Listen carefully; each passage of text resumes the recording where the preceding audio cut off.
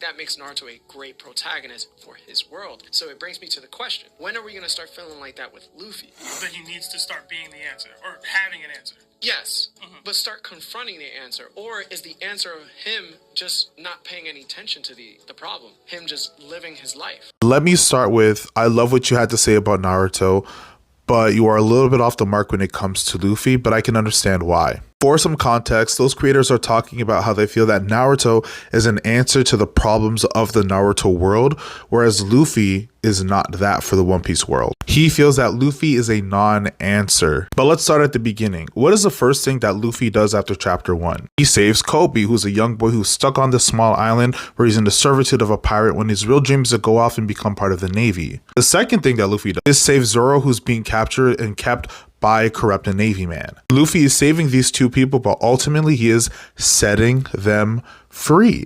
Now, a lot of the commentary around these individual moments are surrounded about their dreams, being in the Navy, becoming the best swordsman. But in the world of One Piece, dreams are very much tied to freedom, the freedom to believe and dream. Luffy is the answer to the world. The answer to the world is freedom and liberation. The opposition to our main character is a world government that changes history and oppresses people. Despite the fact that there are some good people in the Navy, the system, ultimately, it needs freedom and liberation. What the symbolism a lot of the time when it comes to Luffy, him being Joy Boy, somebody who brought the drums of liberation. Inherited will, which is a very strong aspect of people who are oppressed and what they need to no longer be oppressed. Think about it. Luffy wants to be the freest man in the world. He also doesn't want to save anybody who does not want to be saved or who doesn't ask for help. Doesn't want to enforce his beliefs on people. He also does not want to be a hero. You remember that quote from Luffy? Hero? No, we're pirates. I love heroes, but I don't want to be one. Do you know what heroes are? Say there is a chunk of meat. Pirates will have a banquet and eat it, but heroes will share it with the other people.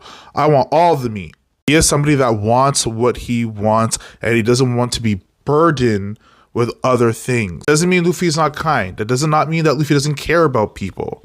But ultimately, he is freedom. Naruto and Luffy have different narratives. Naruto is a very strong narrative of ending the cycle of hatred, but ultimately Naruto is a story about connection. Luffy is a story about finding this treasure, this One Piece, right? But ultimately it's a story about freedom, the ultimate treasure. Might help is looking at Luffy as a static character and Naruto more as a dynamic character.